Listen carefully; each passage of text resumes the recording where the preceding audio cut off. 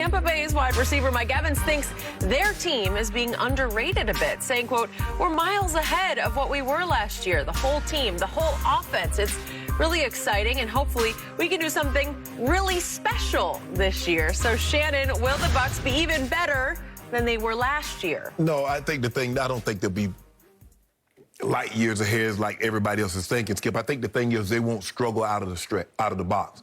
Because like you said, there was really no offseason. Tom Brady was in a new system. He's trying to learn those guys. Those guys are trying to learn him. And so I don't believe the struggles that we saw last year, I don't believe we'll see them out of the gate. So maybe they're more efficient.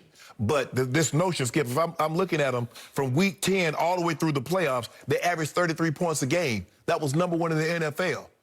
Okay, so if they're that, it's kind of like, to my NASCAR fans, it's like if I win a race and then I come back the following year and say the car is much better than it was last year and I won the race, that doesn't necessarily mean that I'm going to win. I still got to get it around the track for the 500 or the 600 miles. I still got to dodge a lot of other things, blow an engine, flat tire, somebody runs into me. So there's a lot of things. There's still 17 games, Skip. It's not 16. Now there's 17 games that you got to get around the track, although you won the Super Bowl last year. You brought all those pieces back. You still got to get around the track and get the car across the finish line. So for me to sit here and say they're going to be better, do I think they'll be more efficient? Do I think they won't have the struggles that they had last year to start because Tom was in a new place? They were trying to figure each other out? No, I don't think they'll have those struggles, Skip. But to say they make it seem like they're going to be exponentially better, like they're about to average 40 points a game.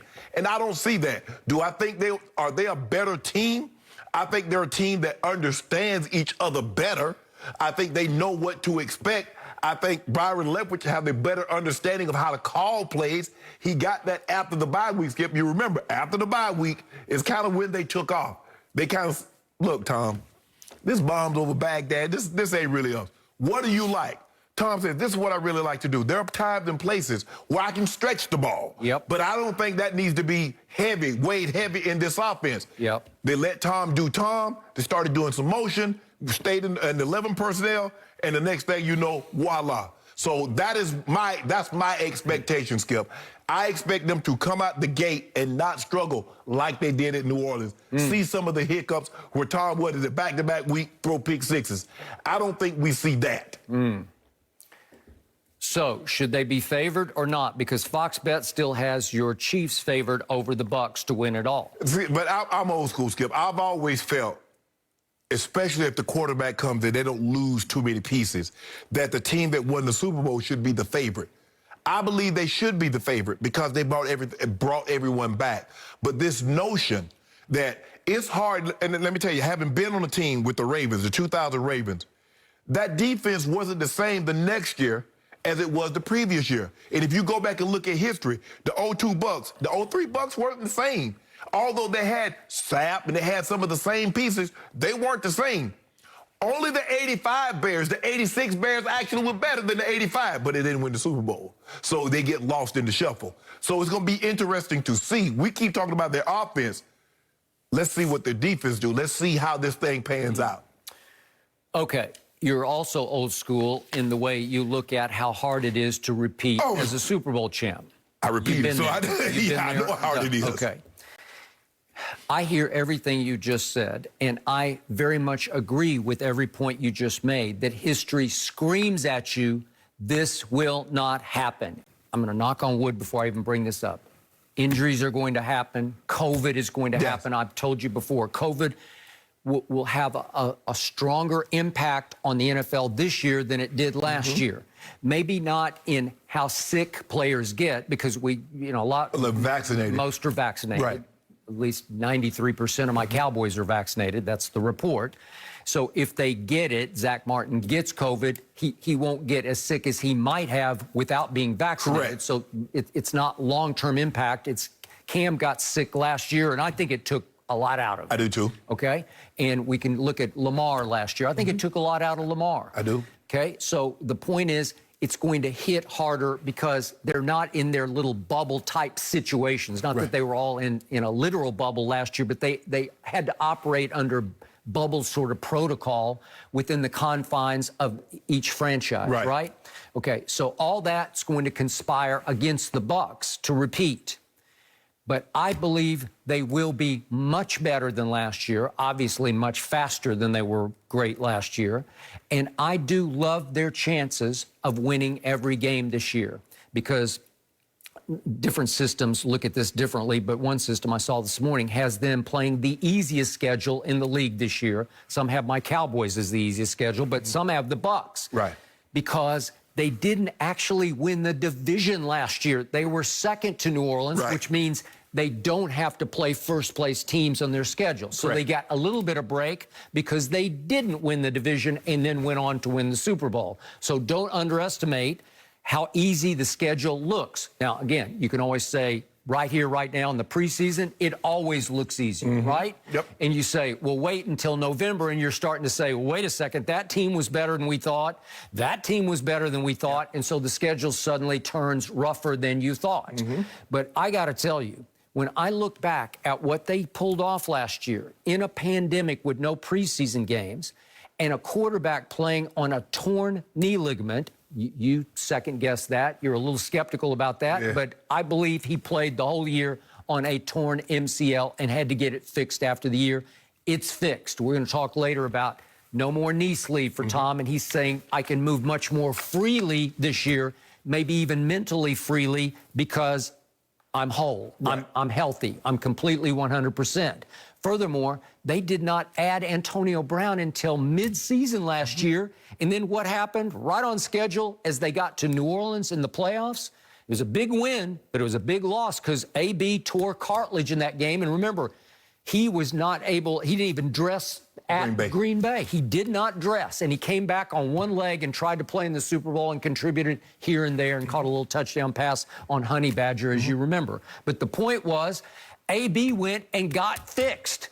So Brady and AB got healthy, and they say AB's running better than he's running 4 or 5 years, according to Bruce Arians. And then everybody came back, and they came back because they had so much fun last year, and that's playing together and playing with and for Tom Brady. I don't think you can underestimate how much fun they had in coming back to run it back. And several of them took hometown discounts, which should tell you, remember, you were adamant they're not coming back because there's too much money. They got their ring, now they got to get paid, right? Yep. Okay, and it didn't happen. And not only that, but they were able to add Gio Bernard, who is James White, you know, like he's really good because he can really scat back out of the backfield and catch passes. That's what he does best. So not only do you have both your running backs back, but you got your third down back that you did not have last year. And then that kid they drafted at the bottom of the first round out of University of Washington, that Joe Tryon, they're just raving about him, saying he's going to have impact this year. He will contribute in the rotation, backing up Shaq Barrett, but he'll be in the pass rush rotation coming off the edge. Right. Okay, well, if he can contribute, does that not make their pass rush even better? The one that destroyed, I got it, Kansas City's offensive line was a shambles in the Super Bowl. I got you.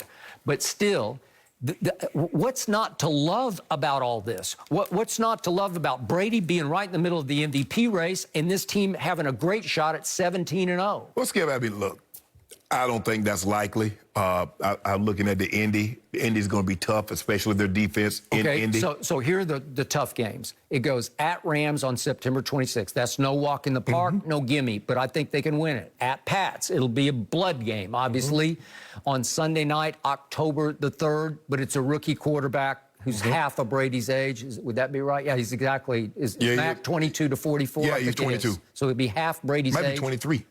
Maybe he's because I think he redshirted. Yeah, it's fine though, but he's right in 20 years right in the ballpark. Then at Washington, it's coming off a bye on November 14th. I think they can win that game. At Indy, you think it's going to be dangerous. I don't trust Carson Wentz. I'm not sure who the quarterback will be by that point, but that's November 28th.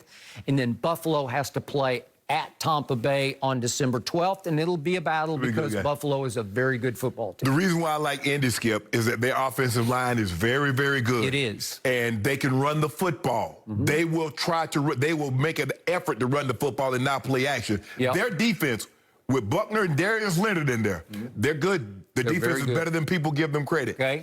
It's a quarterback's game, and it comes down to Carson, as you called him, walk it to him, and now you're walking away from Wentz, right? Yeah. Okay, that's the guy. I call him Carson, W-I-N-C-E, Wentz, because every time I look up, I'm wincing at something else he says or does. And Wentz said, look, if Nick Foles can beat you, I know I can.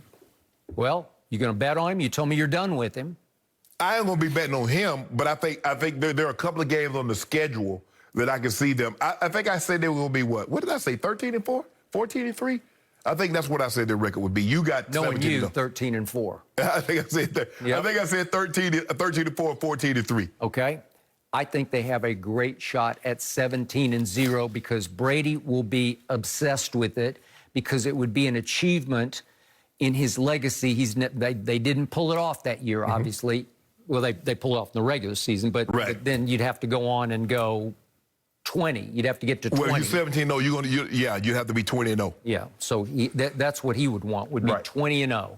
It's impossibly hard unless you're the GOAT, unless you're Thomas Edward Patrick Brady Jr. That's what he does, and I'm sure that's what his sights are on right now.